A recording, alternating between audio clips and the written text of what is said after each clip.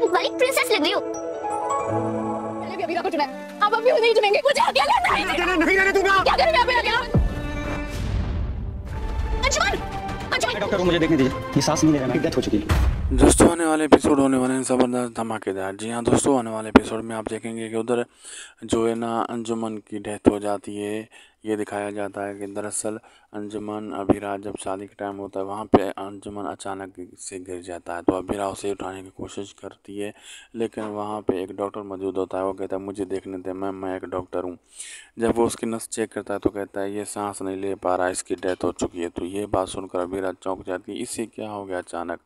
और दूसरी तरफ शादी की तैयारियां भी चल रही होती हैं और उधर अंजुमन उधर अरमान भी गीतांजलि को समझा रहा होता है, लेकिन गीतांजलि बहुत गुस्से में होती है। कहती है अब मुझे कैसे मेरा अकेलापन दूर करेंगे, बताएं। पहले अबीरा को अकेला किया, अब मुझे अब अकेलापन करने में चक्कर में लगे हुए हैं आप।